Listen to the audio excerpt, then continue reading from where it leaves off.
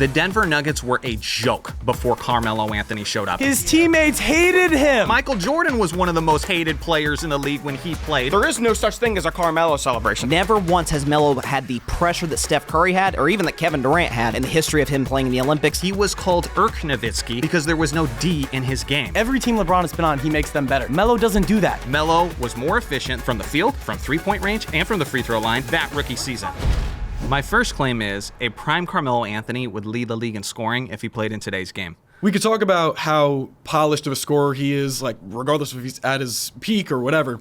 But efficiency still matters in this day and age. And if you dropped Carmelo Anthony into today's game, I'm not sure that he would be more efficient as a scorer than he would be 10, 15 years ago.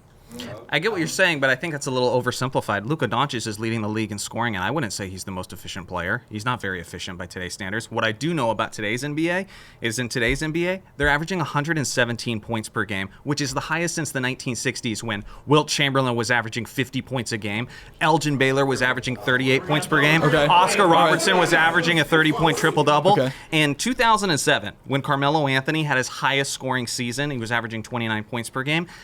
Teams were averaging 98 points per game, okay? In 2013 even, which doesn't seem all that long ago, when he was with the Knicks, he also was averaging close to 29 points per game. They were also 25 averaging shots. They were not 25 shots. Look it up. I know that's objectively not true.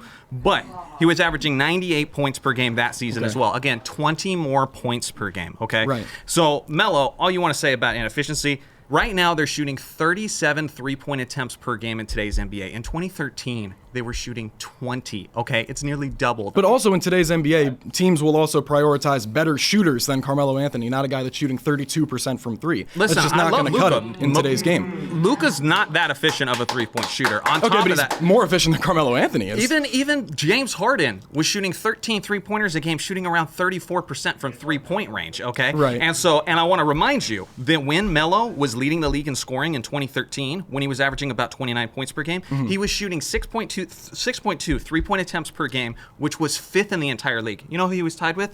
It was James Harden. A few years later, when three-point shots inflated, James Harden was shooting 13. Melo's shooting at least 10 a game if he plays in this modern league. You want to take those 30 points per game with 20 more points per game per team to be had and all those three-point shots, oh yeah, he could lead the league. I know Luka's averaging 35 points per game right now, but he started the season averaging 40. Now LeBron's getting involved. Now, Austin Reeves is asserting himself, so that scoring is declining. I don't think that's the ultimate number. SGA's at 32. I think that's more what's going to be.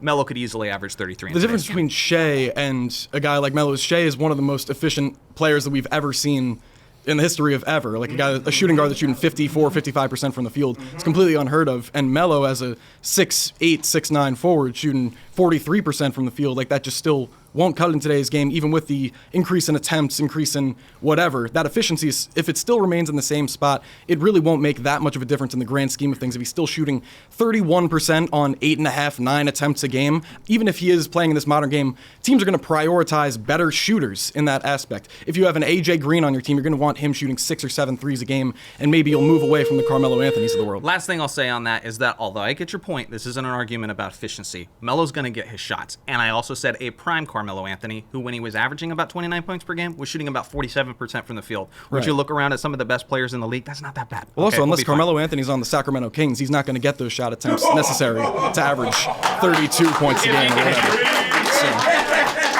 Was Carmelo Anthony on a good team when he went to the Western Conference Finals and challenged Kobe to 6 games, nearly making it to the finals? That was the best season that they had ever had in the history of the never NBA had a season like that until Nikola Jokic happened. So I want to get back to what he was talking about over there about the Kings. Like a guy like that, most systems are not going to be built around one player anymore. They're just really not.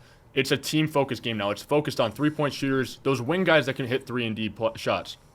Melo's game in 2009 wouldn't translate the same today. I get your point about Melo shooting threes.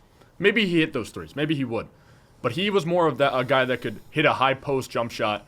Players don't play like that anymore. Melo would have to adjust to today's game, and I don't think he has that capability in him to be able to adjust like that. Maybe I'm wrong. Maybe you could argue that. But his best year that you're talking about in 2009 was a totally different NBA. This is when guys like Kobe were hitting those high posts, those fadeaway shots. Forwards and even guards don't do that anymore. Like there's a few like Luka and Shea, but those are the pinnacle of guards and forwards in that aspect. I don't think Melo can do that. I don't think there's a system built for Melo where he can do his way that any other coach would allow. I know we're in the player empowerment era, but you got to be able to adjust to your teammates. And there's no team league, even maybe not even the Kings, that would let Melo do all that. Listen, I understand the game of basketball has changed a lot, but I think a lot of those points are really overstated and exaggerated. And the reason being is because, like, we have so many guys who are great today who've been playing in the NBA for a couple decades, and they were good back then, and they're good now. Steph Curry was good back then, and he's good now. LeBron James was good back then, he was good now. If Melo was playing in this game, he'd still be good now. Great, not greatest, yeah, for sure. Right. But different argument there for sure. But Carmelo Anthony, another reason I disagree with that is because even on Team USA, he changed his game for Team USA, won 3 gold medals with him, and was one of the most valuable players on the team, arguably the most valuable player on the team, because he played off ball, he was able to shoot 3-point shots, and just he was no longer that ISO guy.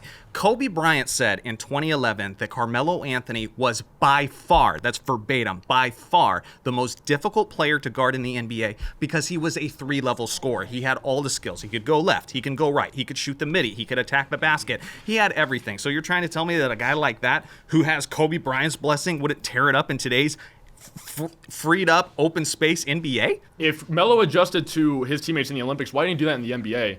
He would have won a championship if he adjusted. The greats adjust. Wade even. His contemporaries, Wade, LeBron, these guys adjusted to their teammates. Melo didn't do that. He played his way, and that was it. And you could find the Olympics, different thing. Like, that's fine. He's one of the greatest Olympic basketball players ever. I'm totally fine with that. I don't care about that. It means nothing to me. The NBA, it's a different. The NBA is a different ballgame, though. He couldn't adjust to allow Jeremy Lin to succeed. He couldn't adjust to allow Allen Iverson to do his thing when he was on the Nuggets. Maybe he's great, and maybe he's one of the great scorers ever. But the best scorer now, based on the talent we have, based on the defense, how defensive schemes have improved over time, I just don't see it. The problem is, a lot of your arguments, they are hater arguments, and they do seem very emotionally fueled, because what you're saying is you don't think he'd be one of the best scorers. You don't think he'd be one of the most efficient scorers. That's not the argument. He'd lead the league in scoring because he is a shooter. He's similar to Kobe in that way, where he's going to get his shots up and he's going to assert himself. Well, you're going based off what Kobe has to say, so I don't know. Well, that's a different argument, but I'll let somebody else tag in. Thank you. You're right. I should take your opinion over the Mamba. My bad. Yeah, honestly. All right, I got to start with this Kobe thing. Kobe said that about everybody. Kobe said Tracy McGrady was the hardest guy he had to guard. Great player. Kobe said Giannis was the hardest guy he ever guarded. He said Kevin Durant was the hardest guy he ever had to guard. Saying Kobe said he's the hardest guy You ever mentioned guys who are in the top 25 greatest players of all time, so I don't see how that's necessarily a bad thing. I'm saying how it doesn't mean anything if you tell it to everybody. If I go to a bar and I tell every girl in there she's the prettiest girl at that bar, it means nothing. When Kobe said it matters. When Kobe said it matters. He said it in 2011 when LeBron James was winning MVP. He said it in 2011 right after he was coming off of his 5th championship ring. He said it right after they had just been battling in the Western Conference, which was one of the all-time great solo duels that we've ever seen in this league. And anybody trying to disregard that as if 2009 Kobe on a revenge mission after losing to the Boston Celtics isn't this monstrosity to overcome. Not only that, but the numbers translate, okay? And so all you can throw at me is, oh, well, today's era is just more efficient. Today's era has better score, blah, blah, blah. Give me numbers. Give me stuff that could back that up. You can't do that. The numbers are he wasn't leading the league in scoring at the time. In 2013, he literally led the league in scoring for the Knicks, who you're wearing a Knicks hat and you don't even know that. Yeah, and he ruined the whole season because he can't pass. The season was ruined because Amari Stoudemire only played 29 regular season games that year because of his knee injuries. What happened You didn't the even past have 2 his years when second he had best players. Stoudemire? Stoudemire in 2012, another year where they made it to the NBA playoffs, he had issues off the court. They were questioning why he was so out of shape and fat, and he only averaged 18 points per game. They were questioning the same thing about Melo, why he was so out of shape and fat. I don't care if you're averaging 29 a game and leading your team to 54 wins. But the real reason he wouldn't be able to lead the league in scoring nowadays is he was a bad three-point shooter. The reason he didn't really adjust his game for the Olympics move in the three-point line, so he becomes a good three-point shooter all of a sudden. There's no question that Melo was one of those guys who absolutely loved the long two, okay? He was one of those players for sure. So he took advantage of the Olympic game, which will be matter later on when we're talking about this.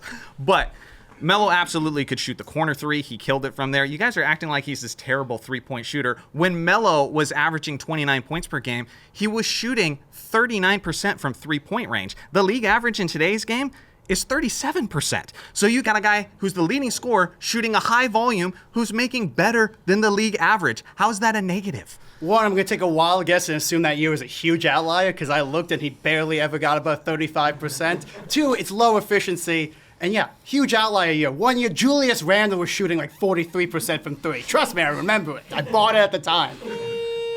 That's fine. That's fine. My next claim is Carmelo Anthony deserved the Rookie of the Year award over LeBron James. All right, so I'm from Akron, Ohio, so LeBron James is, hi LeBron. Yeah. LeBron was the Rookie of the Year when he came out, averaging about 21 points a game. That was his average. Just his athleticism. He came out with Carmelo. He always outshined Carmelo. Ever since he was in high school, he outshined Carmelo. So to me, I feel like LeBron James will always deserve that Rookie of the Year. He put that work in with a sorry team, to me. LeBron was great. But when he joined the team, he was joining the Cavaliers, who were 17-65 in the Eastern Conference, and he led them to have a 35-47 regular season record. And that's not phenomenal? No, that's wonderful. But Carmelo Anthony also joined a 17-65 Denver Nuggets team, and he led them to be a 43-39 team in the Western Conference that had KG and the Timberwolves, that had Mike Bibby and Chris Webber of the Sacramento Kings, that had Dirk Nowitzki and the Dallas Mavericks, that had Shaq and Kobe. We're talking about LeBron James here, 18 years old, who just came out of St. V High School with so much trauma that he came from getting that car, to getting the Jeep. This man came from the Cavaliers from being nothing. They were nothing. Who was the Cavaliers? Nothing. Wagner tried, he ain't do nothing. You know what I mean? Then you got this LeBron James, 18-year-old, that come to the NBA playing with phenomenal players and outballing them. You know what I mean? Outballing. So he doesn't deserve that Rookie of the Year. I'm not saying they both weren't worthy of it. But the Denver Nuggets were objectively looked at the time as the worst team in the entire league. 9 years leading up to Carmelo Anthony being drafted, they were averaging 26 wins per season. They didn't have a single winning season for the 9 seasons leading up to Carmelo. And then he improves them as a rookie by 25 wins. Jerry West once traded Nick Van Exel of the Los Angeles Lakers. You're wearing Lakers gear. Traded Nick Van Exel to the Denver Nuggets, an 11-71 team. He traded him there as punishment because they were the worst team in the league at that time. On top of that, Melo was more efficient than LeBron James from the field, from three-point range, and from the free throw line, and he had more win shares that rookie season. We're talking about LeBron James That's all right you got, now. LeBron James. Literally That's rebounds to assists, to making points, to making plays. One thing that I love about LeBron James, he gets all his team involved. Yep. Melo was a ball hawk, literally ball hawk. This man averaged his average for his 2012 to 13 was 4.2 assists. You know what I'm saying? Average 4.2. That's not good for you to be a small forward. You're supposed to at least get some type of your guards ready. You know what I mean? He was nothing. He was always trying to shoot. You can't win games by yourself. He literally had a winning record, and LeBron did not in the Eastern Conference. But guess what? LeBron James went to the NBA Finals. Yes, he lost to the Spurs, but guess who was playing with? We're not talking about the NBA Finals. They didn't go to finals in 2004, and that's what we're talking about. No, I'm talking about LeBron James being Rookie of the Year, but that's okay. That's okay. You're talking about a guy who walked into the NBA and his entire teammates hated him. They told him in high school that they're like, there's not a single player on our team that he is better than. He had to come into the NBA and turn all of that around overnight as the youngest guy in the NBA. And you're going to tell me that's not impressive? And you can That's argue literally never what I said. You can argue all you want. You can argue all you want that he had the better scoring stats, and I'll give you that. But Carmelo plays zero defense. He doesn't make any of his teammates better playmaking wise. That stuff matters when it comes to evaluating Rookie of the Year. He improved them by 25 wins. They were the worst team in the league, and they became a playoff team in the Western Conference. So you want to tell me that there's not an impact? The Denver Nuggets were a joke before Carmelo Anthony showed up. And every single His year teammates he was hated him. on the organization. I don't care. And Michael Jordan was one of the most hated players in the league when he played because he was a jerk. Nobody cares as long as they're winning. I don't care about friendliness. I don't care about buddy-buddy culture. Get me wins, okay? And if you can do it in an era where it's one of the strongest Western conferences that the NBA has ever seen, then yeah, that is worthy of my respect. This guy was one of the greatest high school basketball players of all time. 100%. It's more than just scoring. You can't just put the ball in the basket. You have to contribute in all aspects of the team. Every team, and I know it's just the rookie year. I understand that. Every team LeBron has been on, he makes them better. Melo doesn't do that. Literally, he slows down the offense. That's his entire game. Make the entire team better. What people are forgetting is LeBron James was not LeBron James yet when he came in 2004. When he came in 2004, he was averaging 20 points per game on 41% shooting. The next year, I think he should have been a candidate for the most improved player because in his second year in the league, he's averaging 27 on 47% shooting. That's so a good LeBron took a massive leap forward, and which is incredibly impressive for your second year in the league as a 19-year-old player. So this is not at all a diss on LeBron James. But to improve a team by 25 wins that was as bad as the Nuggets were, I'm telling you, I'm one who was actually old enough to remember how much of a joke they were at that time. The Nuggets were trash. And when he comes in, he changes that culture. The Denver Nuggets were viewed as a completely different organization in the 2000s because of one name, Carmelo Anthony. You know, though, anybody who cares about the NBA awards knows there's more than just basketball going on there. You're going to think he's going to win an award against a guy getting marketed as the chosen one? That's part of my point, though. He was literally marketed as the chosen one in the Sports Illustrated magazine. He was all over it. LeBron was the most hyped player that I have ever seen in my lifetime, because I didn't see like Wilt and all that sort of thing. But in my lifetime, I've never seen a person more hyped coming into the NBA than LeBron James. And I think that's part of it. They treated it like a popularity contest rather than what was actually happening on the basketball court, like all the numbers I just gave you. All you did is read off the scoring stats, though. You're not taking all everything else that LeBron brings like to the the table. team record and how much they prove from a year-to-year basis? That doesn't matter to you? That doesn't matter as much as involving 35 wins is impressive to you? Making the rest of your teammates around you better is more important than putting the ball in the basket. When you're 35 and 47, is that actually happening? Yes. Okay. I just want to say, I think it's funny that you're even claiming about the Rookie of the Year thing because you have nothing else to base Melo's whole career off of. He doesn't have any rings. He doesn't have any MVPs. No. He doesn't have any records. He's not even in the top 10 of scoring anymore. So it's just like to bring up something. You say that like being 11 is the worst thing ever. It's not the worst thing ever, but I think the argument about him winning Rookie of the Year is just to add something to his resume that it doesn't really do anything for his legacy. Yep. Because even though he played a great rookie year, yes, the Nuggets were good, LeBron ended up transcending into everything, like he just said before, being the chosen one. Yes, it's a name, but he lived up to all that hype. Yes, he's the most scrutinized and everything like that. Melo, he left the Nuggets, and then what happened? Everything went downhill. So whether he would have won Rookie of the Year or not, what difference would it ever make for his legacy? That's not my argument, though. I get what you're saying. But at the same time, like, part of my argument is LeBron wasn't completely ready to be that LeBron James that we know today because he came straight out of high school. Like, his numbers didn't even translate to it. You can bicker all you want, but if LeBron is shooting 41% from the field, does that sound like LeBron James? You guys all love your efficiency numbers. Does that sound like LeBron James? No, he became LeBron James the next season. And then by 2007, what he did in order to get to those finals, that was greatness. But that's not the conversation.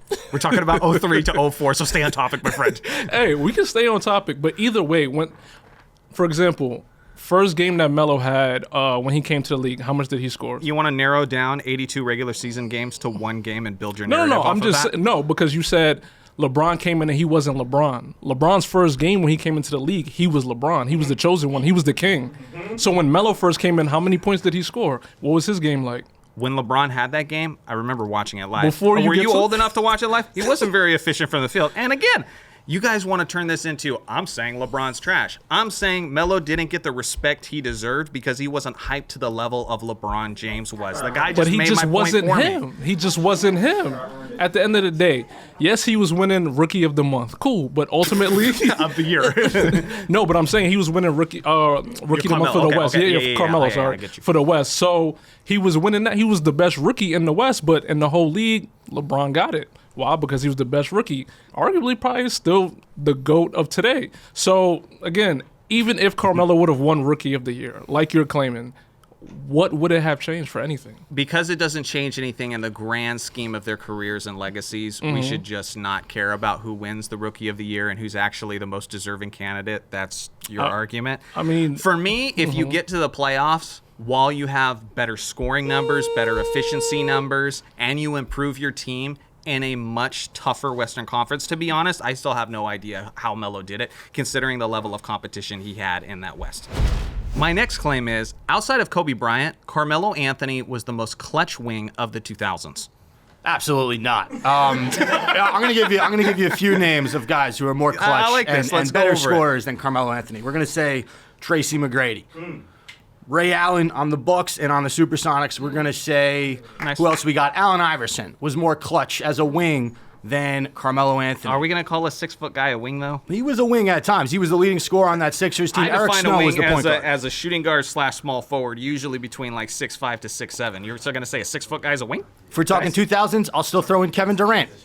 Kevin Durant counts. He's played in the 2000s. I mean, you're starting at like 2007. Guys, I got another one. How about Paul Pierce? How about the truth? There were a lot of guys who just were more clutch. They were better players, and you just depended on them. You thought they were going to come through more than Melo did. From 2000 to today, okay, with less than 24 seconds left on the clock and go-ahead baskets, Carmelo Anthony has 30 of those. That's the most in this era. Second place is Kobe Bryant. By the way, of the guys in the top 10, Melo is the only guy to shoot above 33% in those situations. Reason being is because you know you're going to take the last shot. They're trying to stop, the guy who's going to take the last shot. Melo shot 37.5%. For some perspective, Kobe shot 29%, okay? LeBron shot 23% in those situations. Melo was regularly in the conversation in the 2000s of being the most clutch player in the entire league because time and time again, he was leaned upon to make those shots, and he did pretty often. Nobody usually did because we're talking about guys high 30s at best, but he was the most reliable shot maker in that situation, and it's for the same reasons that Kobe talked about. He's difficult to defend. He can get a shot at will because he's strong. He's got the handles. He's got the post-up game. He's got the pull-up midi. He can hit 20 feet out easily. That's why he was the best clutch player outside of Kobe in the 2000s. When I think of clutch players, I think of guys being clutch players in clutch moments. Melo never did it in the playoffs. Guys like Paul Pierce, the truth, had those moments in the playoffs where he put his foot on the opponent and finished the game. Guys like LeBron James. When did Paul Pierce do that in the playoffs? Against the New Jersey Nets when they came back and beat the Nets in 03, I believe it was. Okay.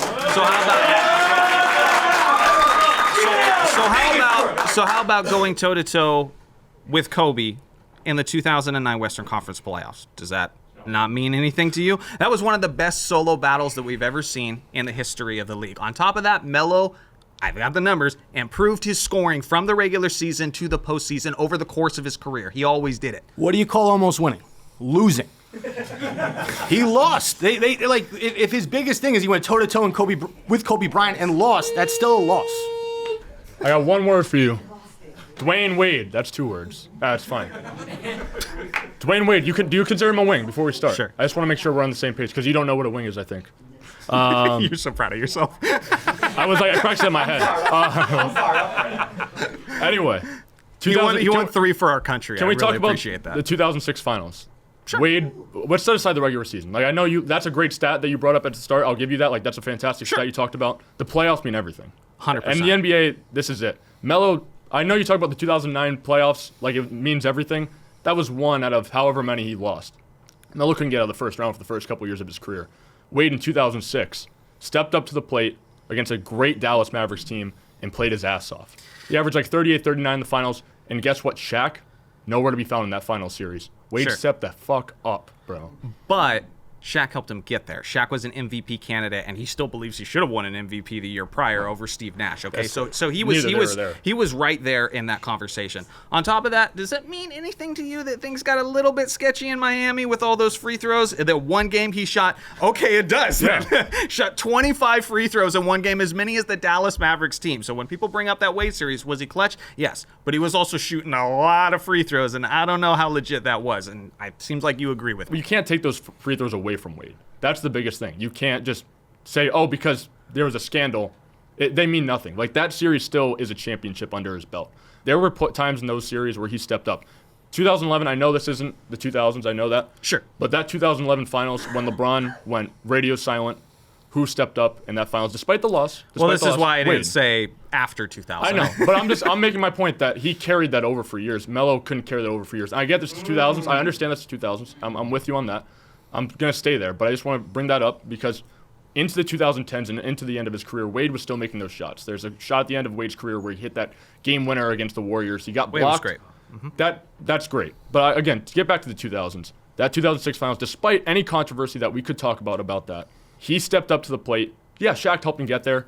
Melo had some great players alongside him in Denver. Let's not act like you didn't have Kenyon Martin, you didn't have Allen Iverson, you didn't have all these guys. Allen Iverson was the wrong choice, and we were saying that at the time when they put him alongside of Carmelo Anthony, because you had two ball-dominant players who just wanted to score. And I recognize that's who Carmelo Anthony is, so you got to surround him with the right players. So you bring in Allen Iverson. What happens when you get him Chauncey Billups? Now they're making deep playoff runs, so that was the wrong choice from the jump. I don't disagree with that. I will end us off with one thing. Melo and Wade both had tremendous help throughout their careers. Wade, I will give him way more than Melo ever had until Melo gets to the end of his career. That 2006 finals means everything to Wade. Without that finals, Wade and Melo are in the same tier as far as greatness goes. That elevates him to another level when Shaq was nowhere to be found. A lot of those guys were playing injured or playing just like shit. Melo averaging 39 against a really great Dallas Mavericks team basically changes his entire legacy. So here's my question. Why do we have to limit it to just the 2000s? Why can't we go into the 2010s? Because he wasn't able to sustain that. LeBron James comes into the league 2003, clutch even to this day. The other night against the Sixers, he goes crazy, right? LeBron James, more clutch. The finals run in 07. Paul Pierce, they have a nickname for him. He's the truth, right? Getting to the finals and winning a title in 08. You talk about guys, again, Dwayne Wade. This is a guy who came into the league in 03 out of Marquette. By year 3, 06, he's averaging 39 a game in the last 4 to beat the Mavericks. Even Dirk Nowitzki, who has the finals or this first round choke to the Warriors, I'll give you that. But Melo never reached a high of Dirk Nowitzki getting to that finals in 06. Never an MVP candidate. When I consider clutch, I don't just consider a last shot, I consider the breadth of a playoff run. And Melo never had that. All right, listen, youngin. Dirk Nowitzki, I love Dirk. Yeah. But the 2011 NBA Finals completely changed the perception of him. It wasn't just the 2007 series where they were a 67-win team where they lost to the 8th-seeded We Believe Warriors. It wasn't just that. They were winning 50 to 60 games every single year and getting bounced in the playoffs in the first round, second round. It was becoming a regular thing. And their perception of them up until the redeeming 2011 NBA Finals is that the Mavericks and Dirk Nowitzki is fool's gold. He was called Irk Nowitzki because there was no D in his game. Okay, they were called the Alice Mavericks because there was no. My point is, I know you want to say Melo didn't play defense, but my point is, no. Doesn't play it at all. But the conversation isn't just about defense. It's about the perception of before the 2010 Hawks. That was the 2000s Mavericks. What are we talking about the 2010 Hawks for? Because they were fool's gold. They were winning. They were among the most winning teams, and then every time they got to the playoffs, they folded like a lawn chair. Sure. That's what that was the Mavericks then.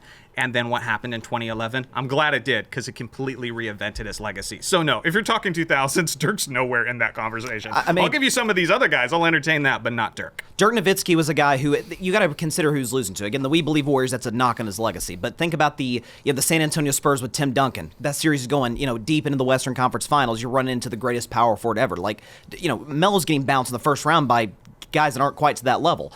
Again, Paul Pierce was going out in the first round early. The second he got help, bam, he's going deep in the playoffs. He's going to NBA Finals and winning NBA Finals. When he was playing alongside of Steve Nash, Michael Finley. He had great players. And if they're winning 60 games, shouldn't that translate to the playoffs? Sure. And I love Dirk. I'm not trying to take a crap on Dirk. But my point is just that he wasn't in that conversation then. It would be really awkward for me to try to shoehorn him into that conversation. What I'll say is, if you're going to knock Dirk for not being clutch in large part because of his defense, you cannot therefore say Carmelo Anthony is clutch because he was one of the worst defenders and guys that people win at constantly. But they never built nicknames of it because of his constant failure to live up in the postseason. That's my point. They literally built negative nicknames off of the fact that they were constantly disappointing. Melo never had that. He was called one of the most clutch players in the league. Maybe it's because Melo never went that deep, so the expectations weren't as high. But he did, though. One time. That's it. Just one time. Which makes you wrong. I'm saying that outside of that, I never did. My next claim is Carmelo Anthony never got a fair shot in New York. Carmelo had infinite fair shots. When he got there, the year before, Stoudemire was on MVP ballots. Not Melo, Stoudemire. He had plenty of help. He had Mike D'Antoni. What did Stoudemire do when he was on Carmelo's team? He played awesome all the time. Melo's the one who gets to the playoffs and every single stat he wasn't even playing. Melo got to the playoffs and every single stat went down. Points per game went down. Rebounds, assists, his efficiency, every single stat. When he was on New York, it's true. Again, their best season, the best shot that they have was the 2012 to 2013 season. And as I mentioned before, Amari played 29 games. In the first 2 games of the playoffs, he was averaging 10 minutes per game, okay, in his return games.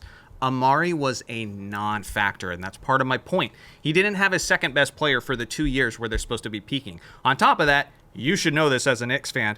At the time, your organization was kind of a joke, okay? Organization's always a joke. Yeah. I have a little bit more faith in you guys now. Let me put it that way.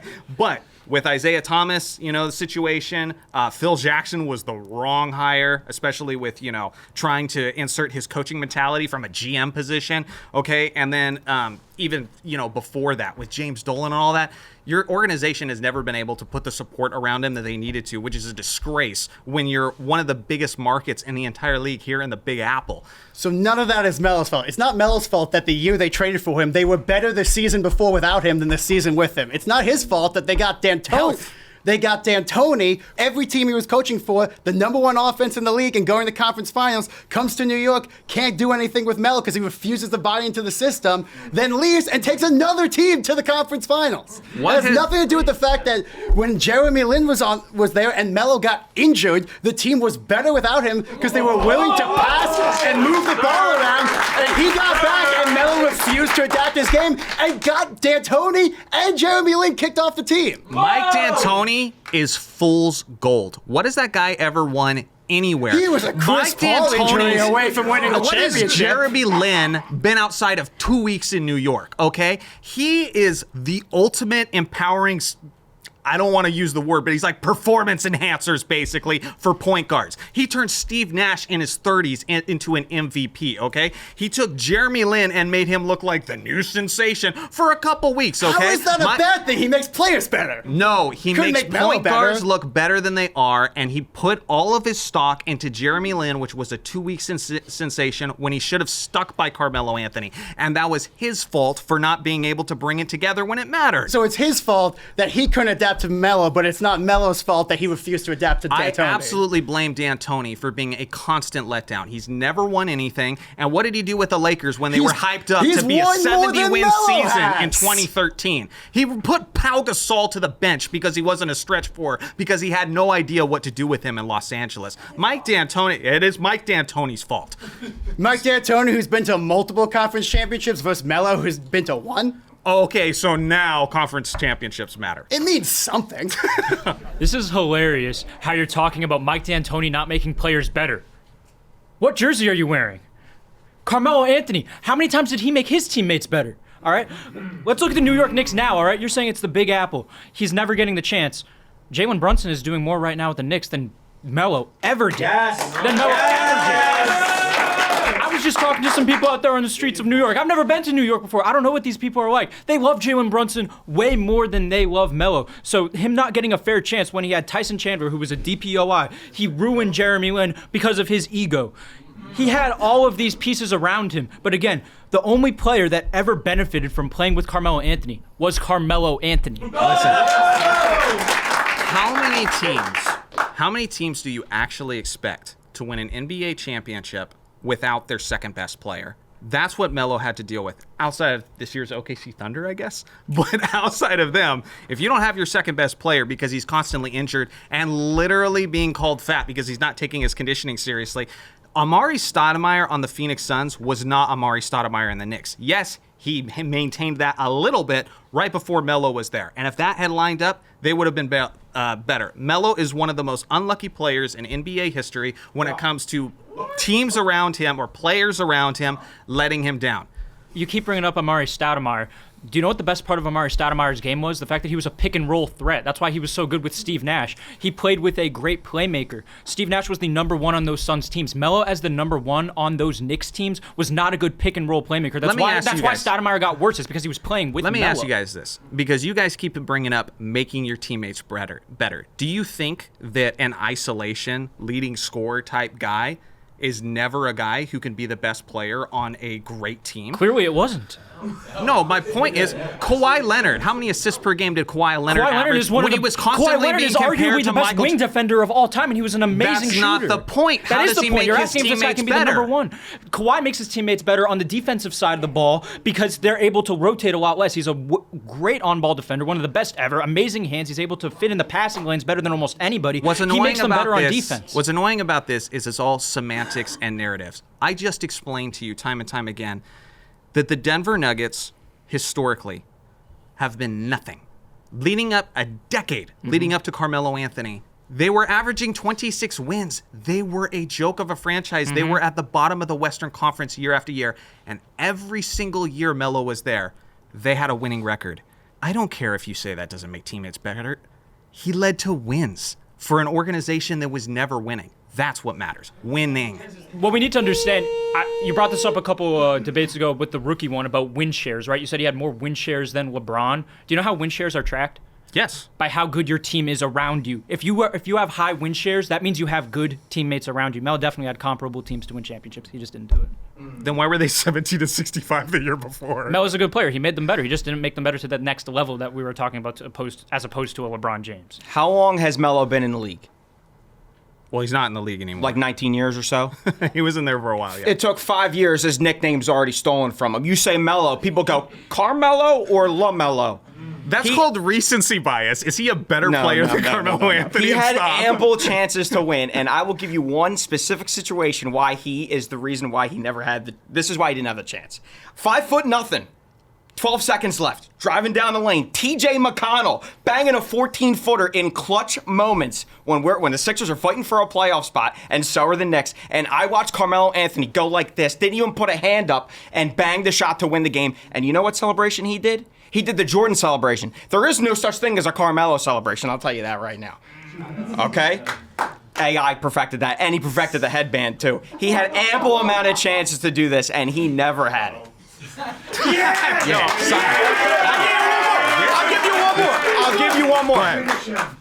I'm a Saints and Sixers fan, okay? My life right now is hell. New Orleans and Sixers. Okay. Yes. Right. And you know why Carmelo Anthony never had the chance in New York is because in Philadelphia and in New Orleans, if you're wearing my team's colors, you're going out there. You're fucking bleeding for this team. I don't care if you're Drew Brees or you're the 7th man off the bench. You're going horizontal for plays. We had J.J. Redick bleeding for this fucking team. I had to deal with the process. I deal with a no PI call. The reason why Carmelo Anthony, listen to this. You don't have to yell. I'm giving you your time. I'm fired up. Sorry. Carmelo Anthony. Now I lost my spot because I'm all fired up. Give me a second. Let me reel it in. My players give 150% Hell yeah. Okay. every single fucking game. So I can give 160% at work when I go and chirp the fact that we just beat the Knicks. Carmelo Anthony never played defense. The only thing he ever did was win a medal that Bron and Kobe gifted 3 of them to. 2 or 3 of them to. He did nothing. You said he was the MVP. 3 of them? Kobe wasn't even involved in one of those. No. Okay, well, Bron gave him all of it. Okay. That's fine. I'll give you that. I won a heyday athletic basketball rec championship, and I got a medal. Anyone give a shit about that? No, I don't give a shit about Melo's. You're literally talking about a gold. You're literally talking about a gold medal because on the that's Olympian the only thing level. he won. You're going to say that he went to Syracuse, he won a championship, blah blah blah. Bron didn't even need to go to college. He just was winning off the rip. What are we talking about? Well, first of all, it's really funny how you guys are so desperate to discredit Melo that you have to turn this into a LeBron versus Melo argument when LeBron is higher on my list, much higher. So I don't even know what you're arguing about. No, he had all these chances. Let me ask you a question. He's got no rings from the chances. Let me ask you a question. When Bron, Melo, and Bosh all joined up on the Miami Heat, what chances do you think you had? Especially if you didn't have your second best player in the playoffs. Melo whined to all the coaches and shipped out of Denver, went to New York. You took 3 out of the top 4 MVP vote getters out of one conference and joined them on the team. And when they met in the playoffs, Carmelo didn't even have his best guy, his best That's supporter. on him. He was a It's locker on room him that cancer. his best teammate's injured? Are you serious right now? Bron took anybody to the finals. 10 straight. My next claim is If Carmelo Anthony had been drafted by the Detroit Pistons, he would have won multiple championships. I actually have been thinking about this one a little bit because it is like people consider it like one of the biggest what ifs ever. Sure. I was reading a book yesterday. Awesome. This is more interesting than it sounds. It's called The Book of Basketball by Bill Simmons. If you haven't read it, please check it out. Yes, great book. He talks about the greatest what ifs in that book, and he talks about one of the first ones is Melo going to the Pistons. Yeah. And he made a point, and so maybe this is unfair because I'm not, this isn't my own decision, but he made a great point that if Melo went to the Pistons, him and Larry Brown were like that. Think about the 2004 Olympics. They hated each other. Sure. I'm not blaming Melo or Larry Brown. Sure. They just did not like each other. Sure. So do you think that if they asked Melo to step up in a Tayshaun Prince type of role, because that's probably what he would have played, if he got the starting role, do you really think he would have adjusted that well to that scheme? Yes, and the reason why, a big part of it is Larry Brown, because he was one of the greatest coaches in NBA history. On top of that, there's been a lot of examples of that being the case and guys having to mend their differences. One of those was Phil Jackson and Kobe Bryant. He wrote a book about him called The Last Season in 2004, called him a bad teammate, among many other things. And then what happens? They figure it out, and they win multiple championships together. If you put Carmelo Anthony on that Pistons team, first of all, you don't have to worry about Melo's defense as much anymore because now you're on arguably the greatest defensive team in NBA history, and Tayshaun Prince gets to move to the sixth-man position. You've got one of the best wing defenders in the league, 6'9", incredible length. He's coming off the bench and is now able to be used more as a specialist. So that team would have been stacked, and I'm telling you, if Melo comes in with that numbers, that level of efficiency, and wins a championship right off the bat with the Pistons, you guys are not talking about him the way you talk about him today. So even that was incredibly unlucky and incredibly unfortunate. That is a big if, though. Like, they still have to win. And my biggest argument against what you just said about Phil Jackson and Kobe, which is a very fair example. Why didn't Melo get along with D'Antoni? Why didn't he get along with these other coaches that he played with? Because he's not Larry Brown. You think it's a huge difference between Larry Brown and... Listen, I just want to get your perspective. Yeah, no, fair. I appreciate that. I just made the point that Mike D'Antoni is fool's gold. Mike D'Antoni is also a guy who knows what he knows. He wants to make every team into that 7-second offense. He tried to take a team with Ron Artest, who was old as dirt, with Steve Nash, who was old as dirt and had a bad back, and he tried to relive the glory days of the 7-second offense. And again, he was so confused about how to do it that he relegated Pau Gasol, a traditionally post-up player, to a role off the bench because he couldn't make him into a stretch four, which, by the way, Phil Jackson said on Jay Leno before that happened that was exactly what was going to happen because he was one-dimensional. He only knows that way to... Yeah, it's a cool quote. You can see it on my videos. Yeah. But, yeah, no, D'Antoni, he's just a one-trick pony who knows what he knows. He's very good at that. Yep. And in this NBA, maybe that could work. His Rockets were very, very close against the Golden State Warriors. But you need to adapt to him. Unlike Larry Brown, where he has all kinds of leadership skills and he can adapt to who he's got. The difference between Kobe and Phil Jackson making amends and Larry Brown and Carmelo getting along is Carmelo was a rookie. Coming off Syracuse national championship, he was the man. When you're going off that and you're the man and you feel really good about yourself and you think you should be the number one guy like he was on Denver, how are you going to let a coach tell you that you need to adjust to his system when you're a rookie? Maybe if he's 25, but you're 19. It's a decent point. It's a decent point, but I'll say this.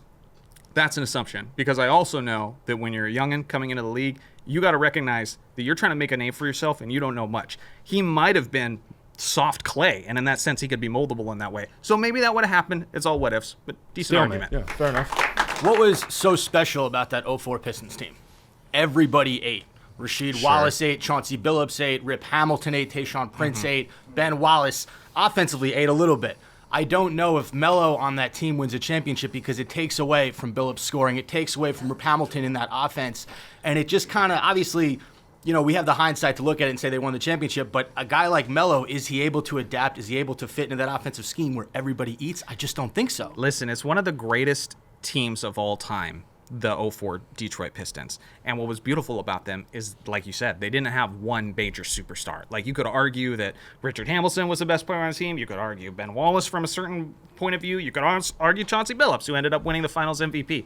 But again, you got a young guy coming in who's trying to find a way to fit into this squad. On top of that, he proved it again with Team USA because he played off ball. And why is that a good comparison? Because, again, 04 Pistons aren't Team USA. But as far as a regular team goes, they're about one of the closest comparisons you can make because in that sense, he'd have to be more of a spot-up shooter. He'd have to be more of an off-ball player. You could just dump it down to him in the post. And now they have an even more trustworthy closer. You got him and Mr. Big Shot on the perimeter, dude, that's barbecue chicken. They would have ate so well. I'm predicting that at least the first 2 championships for sure. I think the thing you're overlooking is the fact that Melo historically bad defender, and the teams that he's been on are not good defensive teams. You say that they can maybe hide him a little bit because the other guys are so elite, but to me, the thing that made the Pistons work was all 5 of those guys were elite defenders at the time. So we've seen a lot of examples in NBA history of some of the greatest teams of all time having a great player in the starting unit and having great defensive players around him who can make it up. A good example of that was the Showtime Lakers in the 1980s. Magic Johnson was not a great defensive player, but you know who he has as 6th man? A guy like Tayshaun Prince by the name of Michael Cooper. He was one of the ultimate 3-and-D type of guys. He has 8 all-defense teams. He was perfect for that role, and he was the guy who was often guarding the Michael Jordans, the Larry Birds, those type of guys. Tayshaun Prince, remember in 2004 when Kobe played like crap and shot like 31% from the field? That was because of Tayshaun Prince. They're still going to bring him in and have him as the Kobe stopper, and now Melo is able to flourish because you guys like to talk about, well, he's just a scorer. In that situation, that's all he has to be. When it comes to Carmelo Anthony, he was so good because he was elite in the isolation. He couldn't do that as much in Detroit. They didn't really have an ISO-style offense. The ball kept moving. Could Melo be in an offense where the ball kept moving? The only example you have is Team USA. He never really did it in the NBA. And guess what? When he tried to change his style... But that's still basketball. That's sure, still it's still basketball. But basketball. we saw him try to be that second or third option in Houston. It didn't work. In OKC, it didn't work. In all these places where he tried to adapt his game, it just didn't work out. Yeah, but when you're a rookie coming in, you have to find your footing. He's not going to come in and have the ego of 2013 Carmelo Anthony in 2004. I think this is one of the best, like, what-ifs kind of thing, because I don't know why the Pistons got Darko Milicic over There was this obsession Melo. at the time with just the big man. I mean, it took Greg Oden, over Kevin Durant. Like, it's been a thing, and I think we're finally getting to a point where we take the most talented player on the board rather than romanticizing the big man. But go ahead. But I do think the main thing with Melo is him not being able to fit into the system, right? The thing about Team USA, you're not fighting, like, competing with the guys you usually compete with. You're basically fighting for your country. So a lot of people, they already know they're not scoring as much. Like, if you're a 30 points per game person, you might be like an 8 point per game person. But Melo was still like a top scorer. He had the record for most points scored on the Team USA before KD this past Olympics. But I think going on that team, even being with, like he was saying, like a team that moves the ball around a lot, Melo doesn't like to pass. Melo likes everything about him. Even Chauncey Billups himself, who was on that Pistons team, who came to the Nuggets, even said, man, after the game, they would lose, and Melo would be like, well, I got my 30 points. So you know what I'm saying? So Melo's mindset was never to really win the championship. Sure. Yes, he could have walked into winning a championship, but I don't think his mindset was ever really there. It was more so about individual stats. You know what I'm saying? Even when he was on the Knicks, he scored 62 points and had 0 assists. If that's not the most ball hog thing I've ever seen in my life, you know what I'm saying? But again, he can shoot, he can score. I just don't think him being a part of and I look at that Pistons team almost like, it may be a stretch, but stay with me, like how the Knicks team is now and why they're gelling so much. You have a bunch of people that work well together. Sure, versus in that sense. Versus one person being like the ultimate star and everything is about them. Even when Melo was on the Knicks, Shumpert would even say it, I'm wide open, he's getting doubled. He's like, yo, why you ain't hit me? He's like, I know I could make that shot. So it's you're not even in the mindset of winning. You're more so about, I want to look good versus I want us to look good.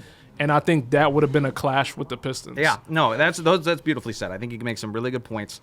With Carmelo, the one thing I'm not arguing about, you'll notice over and over again, is not mentality. Yes, he was very much a mean guy. He was very much trying to get his points. I'm more talking about X's and O's. I'm more talking about fit. I do think he would have fit in that team because I do think that team needed a closer. One of the questions of that Detroit Pistons team throughout the season is if they had the offense to support them, is if they had the scoring and the closing. Obviously, they did in the end, but that was an opening that he really could have filled. And again, with that level of veteran experience, unless you're like teenage Kobe Bryant saying I'm better than Michael Jordan, or like Wilt Chamberlain calling himself the greatest before he's even dribbled in NBA basketball, like, I don't think he's going to come in with that kind of ego that's going to ruin that team. That team was, and maybe you got a good point. That is walking into a championship. You can add a lot of guys to the Detroit Pistons. But if Melo did win those championships, a lot of those narratives that we have about him today, about him not being able to get it done, I'm telling you, they completely change. It's a make and miss league, man. And I think out of all the claims that have been said, and this will be the last thing I'll say,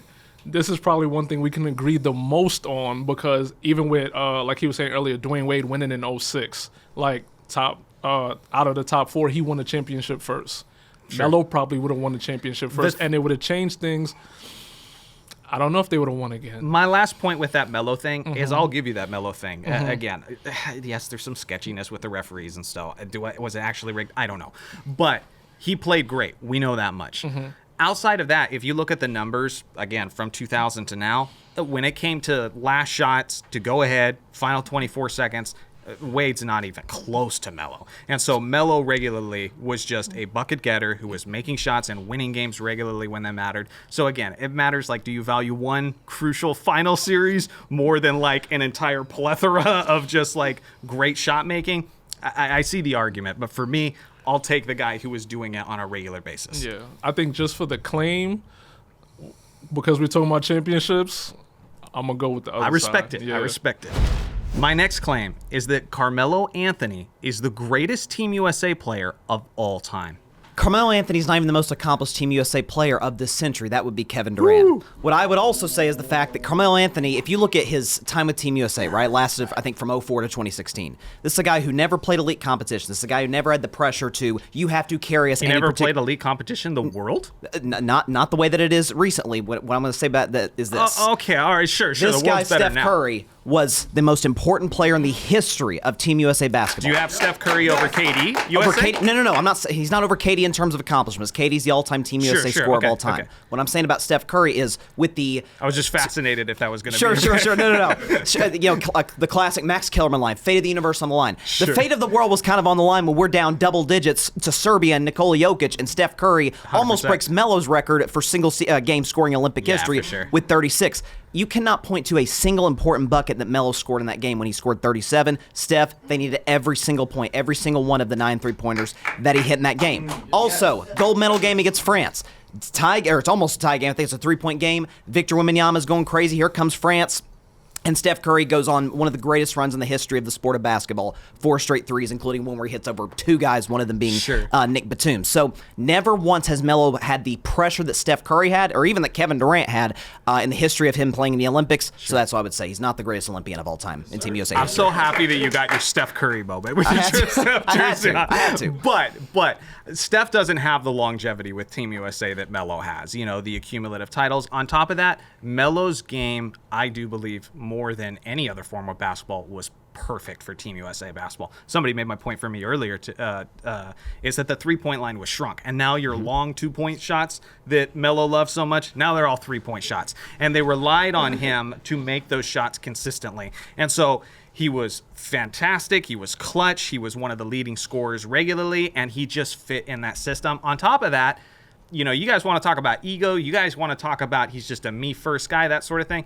At the very least, he didn't have that mindset with Team USA because he was willing to sacrifice. He was willing to play off ball. He owned that role, and it led to them winning gold medals time and time again. And Kobe respected Melo, and for a while, they were considered his best friends because they shared that mentality where they were going to do anything for their country to win. And it translated to 3 gold medals for him. What I would say to you is about the greatest conversation. So much of greatness is about value, right? We talk about most valuable player. Did the Bulls win without Jordan? Of course not. Cavaliers without LeBron. Does Team USA win without Carmelo Anthony? Of course they do. It's tough, man. It's tough, but outside of that, they absolutely win. With the Kobe Bryant and LeBron James, Dwight Howard, Chris Paul, you could they say win with that. You could say that in 1992 when they're beating Angola by like 80 points. But when you're talking about more recently, when the world's so much better, when there's gold medal games that are separated by 6 points, I don't know if you could just take one of the best pieces off the team. So I don't agree with that. Last thing I'll say to you is the last 2 Olympic teams, 21 and 24, take KD off. They do not win gold. And you take Steph off the 2024 team, there's no chance they win gold. I agree with that. I just don't think you can say that about Carmelo Anthony.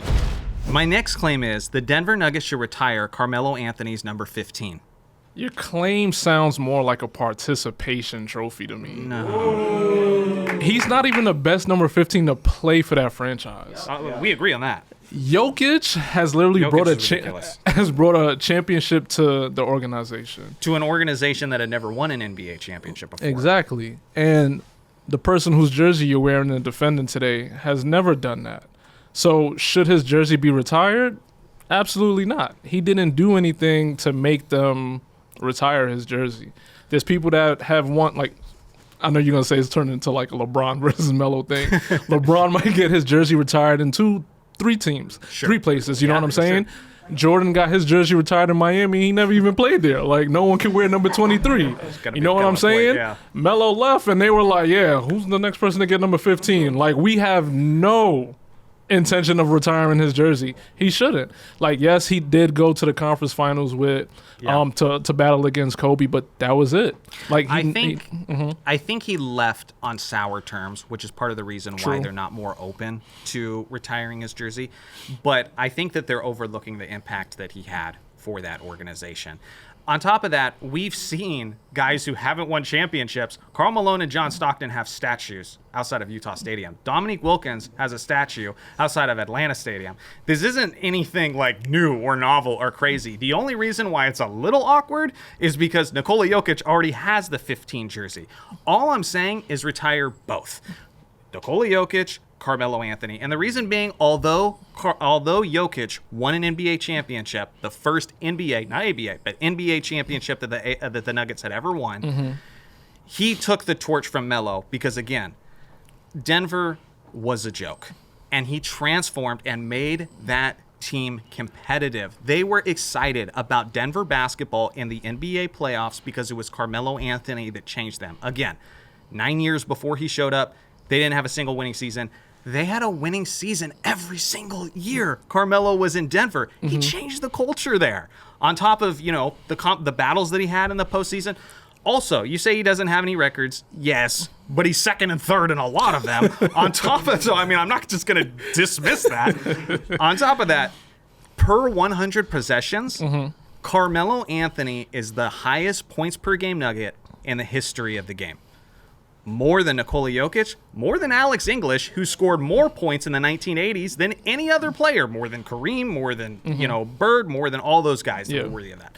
So just based on how he changed it, based on how good he is, I could maybe even theoretically agree with a conversation that he's not the best in any one of these single things. And I'd say you don't have to be to get a retired jersey. He had a wonderful impact on that organization that made them able to enjoy basketball games into the postseason. I think you saying they should retire both sounds exactly like the first thing I said, a participation trophy.